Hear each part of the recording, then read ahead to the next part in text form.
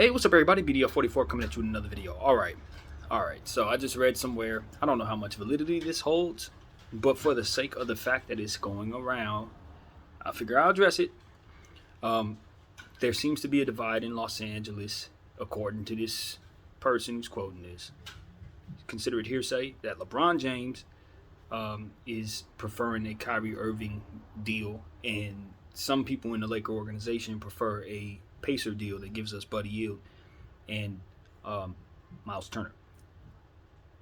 Of course, the snag is that some of the pieces, in order to get either deal done, must be with one or the other. So you couldn't do both deals. The smartest thing to do is to consider what LeBron James would prefer. Honestly, because at this point you got to understand that it's him who you're investing in. And if he believes Kai gives him the best opportunity to win, at the end of the day, you need him to be down there running around with those players. Now, I heard something that makes a lot of sense, and it's reasonable, but it doesn't fit the timeline. You wait, you do the deal with the Pacers now, and then you get Kai next season. Problem is, every season is precious, and we gotta consider what we're doing. We're trying to win absolutely right now. Now, my question is there a way we can get both deals done? Because obviously that is the way to go. But if we can't get both deals done, then you guys need to understand. When I say you guys, I'm talking about the Laker organization, the front office. If you do something that LeBron does not want you to do right here and now, you're going to lose him. Never mind what you think is smart, never mind what you think is good basketball. You've already gone this far with the man. You're already in his doghouse. He's asking you to bring his running mate. He believes he can win a championship with his running mate. I think you should bring his damn running mate. I really do. I don't think it's deeper than that, and I think this is the problem with having too many voices in the room. You got these type of divides. You don't need this type of divide. That's a distraction. The fact that that is even possible, that someone could release that information, tells us that that shouldn't be a dynamic in place. And this is why I always advocate for shutting some of them mouths down. Everybody can have input, but not everybody should have a vote.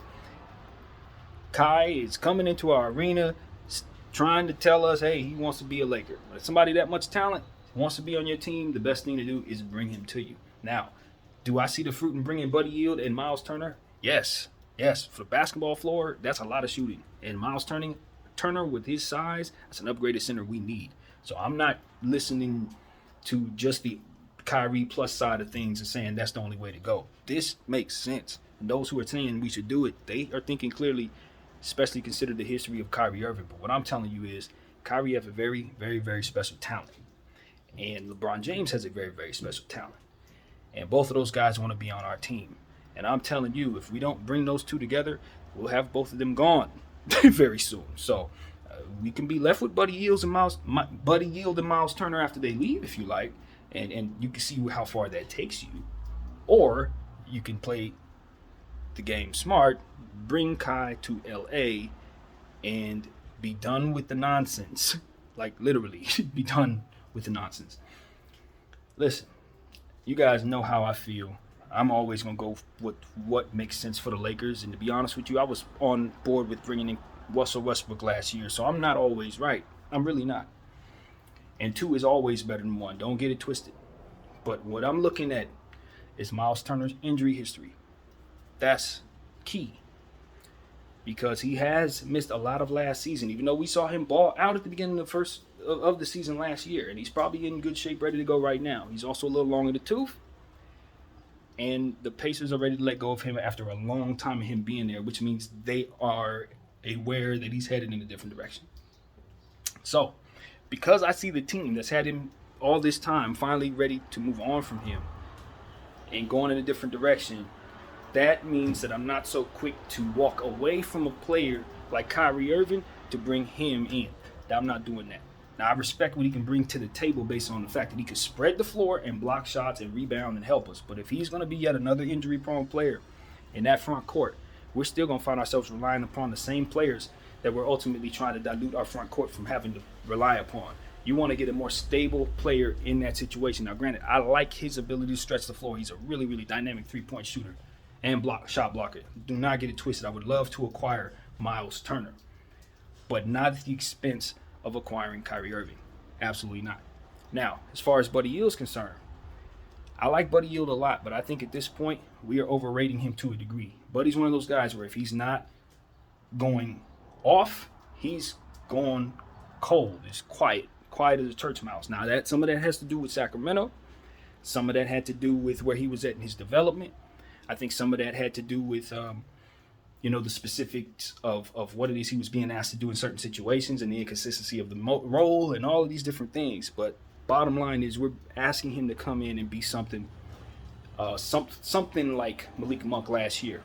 And while I think he's an upgrade from Malik Monk from a talent standpoint overall, Buddy Yield is a player where if his shot isn't falling, he's really not helping you in other areas in the past. Now, I have seen him step it up in Pacer land. As of late, he's been getting a little more assists, a little more rebounds. So I think he's heading in the right direction. He may be an all-star before this thing is over with. So I don't want to dilute his upside based on what it is that I'm saying. But what I'm telling you is the Lakers have coveted him for a long time and have wanted him on this team for a long time. So I know that's a big deal. But I think that we are looking for him to be something, and we're going to find out that some of his weaknesses are going to frustrate us. That's what I'm saying about Buddy Yield. We're going to get him here, and we're going to realize he's a good player, but he's a flawed player too.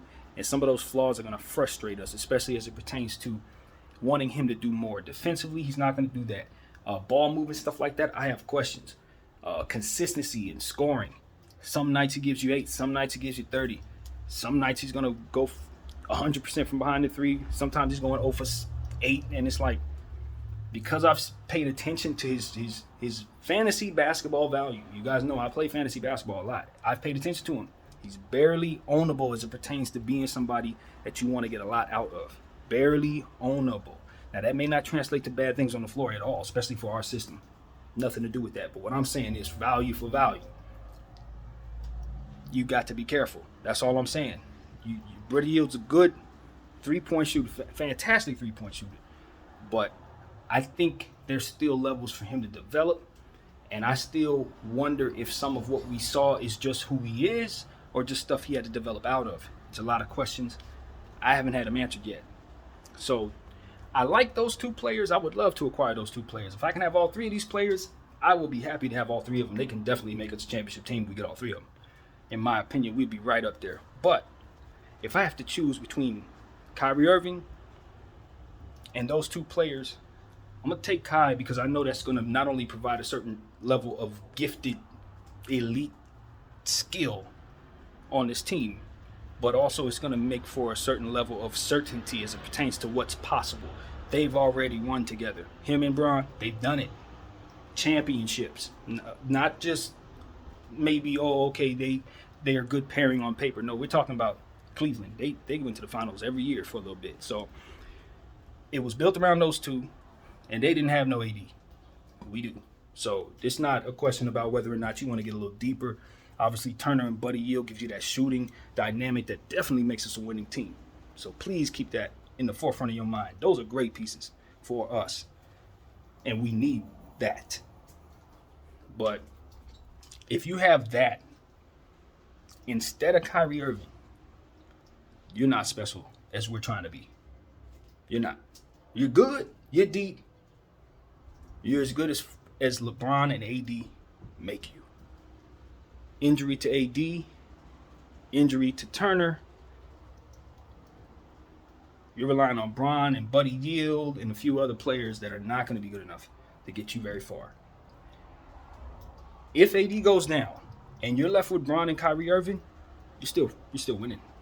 You're still kicking butt. With those bigs that we got, with these active defensive youngsters that we have on the perimeter, these Stanley Johnson's playing defense, we're still winning. And that's the thing. Kai gives you he basically is a whole team by himself. If you put him in certain situations, in certain spurts, he could take over the whole quarter by himself. You want that, especially in the playoffs. You want that. Somebody who's going to continue to attack and they can't stop him. No matter how much they try, they're just getting all demoralized and all that. You want that. Yes, you want shooting. Yes, you want shot blocking. Yes, you want Buddy Yield. Yes, you want Miles Turner. But Kyrie, no, you need that. That's a different thing. And granted, I know the concern is his behavior. There's more emphasis on the stuff that has nothing to do with basketball, which is why you would choose those 2 over him. But what I'm saying is bump that entirely. I don't care about none of that. I just don't. I know what type of talent he is, and I know how bad we need that talent. I think a lot more than we need the potential of the shooting that those two players provide. I do think. Kai gonna have to prove me right.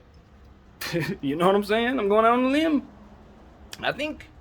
Because if he goes down with an injury, I look stupid. If he doesn't show up, if he decides something's more important than basketball, hey, we all look stupid. And the naysayers look right. So that's on him to make right. BDL 44. Thank y'all for watching.